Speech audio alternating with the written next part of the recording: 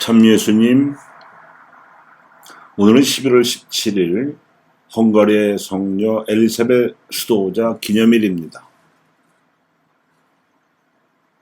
7번 봉인된 두루마리의 비밀에 대해서 강론하겠습니다. 소아시아의 7교회 교우들에게 각 교회 사정에 맞추어서 일일이 권고하고 당부하기를 마친 사도 요한은 이들 모두에게 자신이 파트모스 섬 동굴에서 본 환시를 전해주면서 공동의 신앙 메시지를 전합니다. 그 메시지란 불과 한 세대 전에 예수님께서 선포하셨던 하느님 나라가 지금은 물론 장차 먼 미래에서도 어떻게 실현될 것인가 하는 내용이었습니다.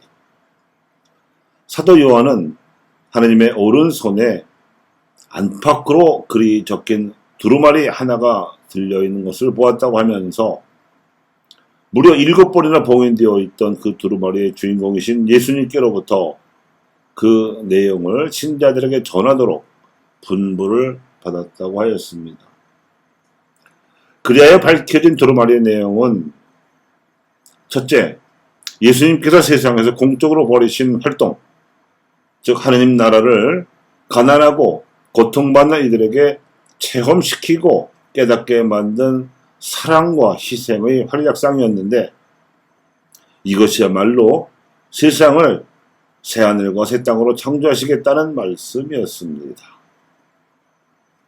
두루마리의 그 두 번째 내용은 비록 그로 말미암아 어린 양처럼 살해되시는 운명을 겪으셨으나 예수님께서는 십자가에서 흘리신 당신 피로 모든 종족과 언어와 백성과 민족 가운데에서 사람들을 특히 믿는 이들을 속량하시어 하느님께 바치셨기 때문에 속량되어 자유를 되찾은 이들이 한 나라를 이루고 사제들이 되게 하시어 부활하신 당신으로 말미암아 열린 새하늘의 빛으로 새 땅을 다스리라는 분부였습니다.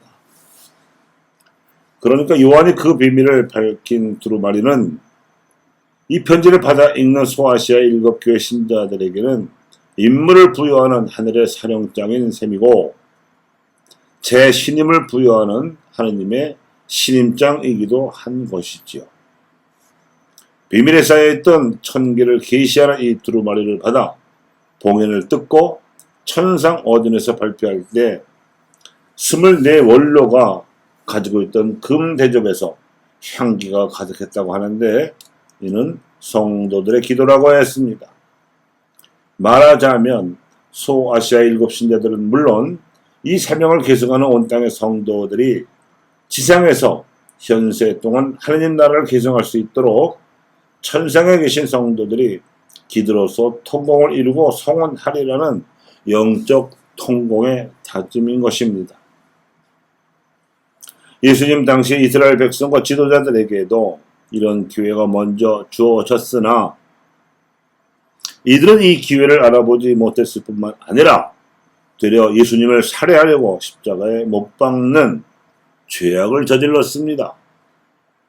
이 슬프고 답답한 미래를 내다보신 예수님께서 당신의 운명 때문이라기보다는 예루살렘으로 상징되는 이스라엘의 운명 때문에 슬피 우셨습니다.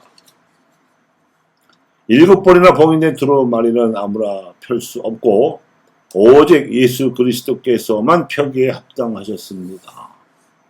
사도 요한이 이 두루마리의 비밀을 전하는 예언자적인 사명을 수행한 것도 예수님께서 명하셨기 때문에 가능했습니다. 이는 다시 말하면 예수님께서 선포하신 복음 진리만이 하나님 나라의 현실을 실현시킬 수 있다는 뜻입니다. 예루살렘은 이 사실을 알지 못해서 끝내 멸망하고 말았으며 완전히 파괴되어 버린 예루살렘 성전은 그 이후 2000년이 지난 지금까지도 다시 세워지지 못하고 있습니다.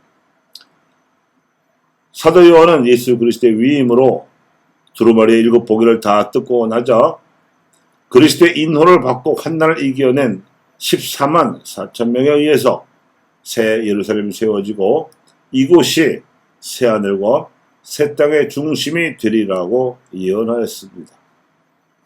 14만 4천이라는 숫자는 12에 12를 곱한 숫자에 다시 1000을 곱한 숫자로서 12지파에서 나온 옛 아나빔들이 새 아나빔인 12사도와 함께 시작된 교회가 1000배로 늘어나리라는 뜻인데, 가톨릭 교회 역사는 그 구체적인 전개 과정이며 이 땅의 교회가 겪고 있는 역사 또한 그렇습니다. 이를 위하여 프란시스코 교황님의 특별 지시로 가장 최근에 발표된 문헌에서 밝혀진 두루마리 메시지 한 조각은 이러합니다. 교회의 공동 합의적 삶은 특히 정의와 연대성과 평화의 표징 안에서 민족들의 사회적, 경제적, 정치적 삶을 진흥시키는 데에 봉사합니다. 하나님께서는 그리스도 안에서 개별 인간뿐만 아니라 사람들 사이의 사회적 관계들도 구원하시는 분이므로 권위주의적이고 기술 지배적인 시류의 위험 속에서 민주주의적 참여 절차가 구조적인 위기를 맞고 그 원리들과 영감을 주는 가치들이 불신의 대상이 되는 상황에서 대화를 실천하는 것, 그리고 평화와 정의를 건설하는 공통되고 효과적인 해결책을 찾는 것은 절대적으로 우선되어야 할 일입니다. 또한 이러한 맥락에서는 가난한 이들의 부르짖음과 땅의 부르짖음에 귀를 기울이라는 명령은 하나님 백성의 우선적 임무이며 모든 사회적 행위의 기준이라는 것이며, 이제 사회의 선택과 계획 수립에서 가난한 이들이 특전적 위치와 역할을 지니고 부의 보편적 사용과 연대성의 우선성이 강조되며 우리 공동의 집을 돌볼 의무가 절박하게 요청되어야 합니다. 이 같은 전망은 정치적, 경제적, 그리고 생태적 차원에서 가톨릭 교회가 세상에 빛을 비추어 새 땅을 이룩할 수 있는 길을 밝혀주고 있습니다. 이 전망이 이 땅에서도 실현되면 지난 2000년 동안 꽁꽁 가두어져온 가톨릭 민주주의의 꿈이 부활하신 예수님을 믿는 가톨릭 신앙인들에 의해서 펼쳐질 것입니다.